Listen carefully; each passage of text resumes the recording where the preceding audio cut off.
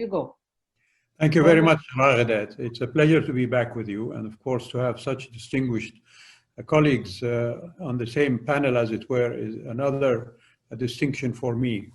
I've been, as I'm sure all of you have been, sitting in front of the TV or listening to the radio to find out who's going to be the next president of the United States.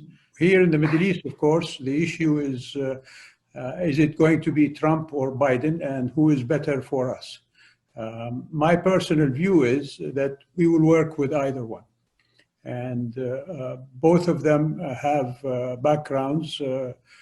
Mr. Biden, of course, as a senator and vice president, he knows the area very well.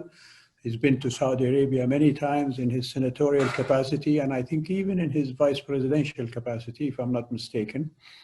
And so he has nothing to learn other than to come along with the new developments, if you like, in the last 4 years in our part of the world.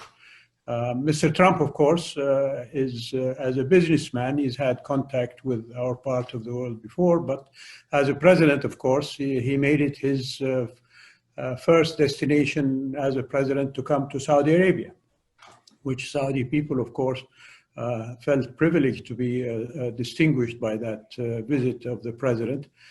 Anyway, the future, of course, as I said, Mr. Biden, if he becomes president, he will have to deal with events that have slightly changed since he was vice president. We've seen a more,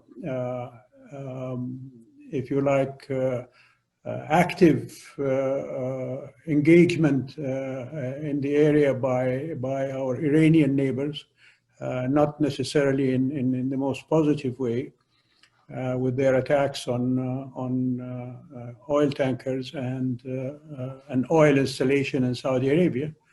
The situation in Iraq is precarious, to say the least. It hasn't yet improved, although they have a new prime minister who's trying to do his best to overcome the challenges that Iraq faces. Syria is still a work in progress.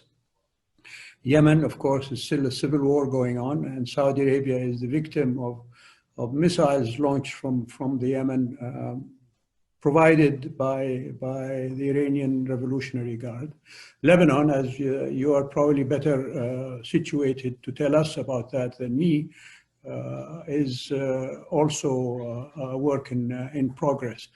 These are just some of the few things that the Middle East is facing that any president, whoever comes along, will have to deal with. I have so many questions that I want to follow up on, but after I listened to David Petraeus, because you have brought to us several challenging thoughts here, and I'm sure that both Prince Turki and David Petraeus will engage after the Foreign Minister General David Petraeus. To you, General.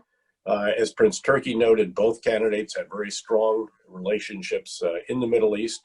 And frankly, if Vice President Biden were the one to return to the White House, I think he would find the landscape in the Middle East is not dramatically different. As Prince Turki laid out, some of these have situations that have continued on, fairly troubling in some cases, with one important exception, and that would, of course, be the Abraham Accords, which I do think are very significant. The recognition of the UAE and Bahrain, of Israel, in the establishment of economic, diplomatic, technological, tourism, trade, and all the rest of that. And I think that is a very significant achievement. And it also ensured that Prime Minister Netanyahu did not annex parts of the West Bank or all of it, however politically difficult that might have been for him domestically. And of course, now we have Sudan following on. There could be some other countries over time. And in fact, we saw a former Saudi ambassador to the U.S. Speaking on this issue as well, and indicating some bit of a different view than in the past also. And I'd be interested in Prince Turki's characterization of that perhaps in a moment. I think, again, Prince Turki's assessment of the region is, as one would expect, spot on. Iran is still trying to achieve hegemony over the Shia crescent that stretches from Iran through Iraq, through Syria, and down into southern Lebanon. Iraq does have a very impressive prime minister, as Prince Turki noted. He has impressive goals. He has a superb cabinet, a surprisingly good cabinet, frankly, and he was able to get his two security ministers confirmed in the first tranche rather than usually in the very late tranche. But it is an open question whether or not the objectives when it comes to the effectiveness and performance of government, the provision of basic services, that the land of the two rivers should not be able to provide fresh water for its people is more than baffling, and that it can't provide 24-hour power when it's one of the top 5 countries with proven oil reserves, also equally puzzling. Let me just open it up for a discussion now. And let's stay with the thing that you wanted Prince Turki to answer about the Abraham Accords and whether Saudi Arabia is going to be one of the next countries that would go with it, and whether this will be a priority of President Biden as it has been for President Trump. Prince Turki, what do you want to tell us? And perhaps if Prince Turki could just comment a bit, perhaps on Prince Bandar's interview, Your Highness. Well, let me start by saying that I speak for myself. I don't speak for the government. And so what comes out of me, you can take it with whatever it's worth. First of all, on the so-called Abrahamic Accords, the kingdom has made its position very clear on that at the highest level, and that is that the kingdom is committed to the two-state solution as envisioned by the Arab Peace Initiative, which was initially presented by the late King Abdullah to the Arab Summit in 2002.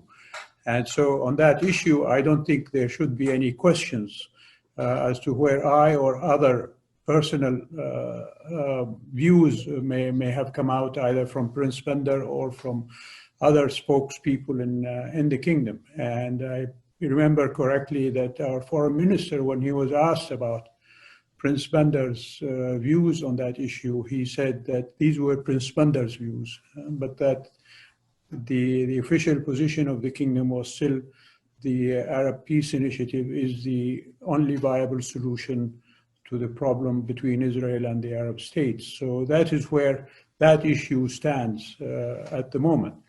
One thing I think, as General Petraeus said, both Mr. Biden and Mr. Trump have views on the area and have acted on the area. So they are known for them. My concern actually about some Arab quarters, particularly my Palestinian friends and brothers, is if they expect that President Biden is going to be different from Mr. Trump, I think they will be sorely disappointed in that. Because I think Mr. Biden as president is not going to draw back from where Mr. Trump has driven America, whether it is on Jerusalem, on the Golan Heights, or on the so-called Abrahamic Accords. So that is something that they would have to take into their calculations should Mr. Biden become president. And so it is something I think that not only, of course, the Palestinians, but we also in Saudi Arabia, I think in other Arab countries will have to take into consideration that a Biden administration is emanating from an Obama administration, but not necessarily bound by Obama's implementation of his foreign policy, particularly on issues like the JCPOA and other issues in the area. Biden has said that he will go back to the JCPOA, but that he will have conditions for going back. We still don't know what those conditions are, but he talked about Iranian missile production and also Iranian malign activity in the area. How that is going to square with his wish to go back to the JCPOA, we still have to wait and see, should he become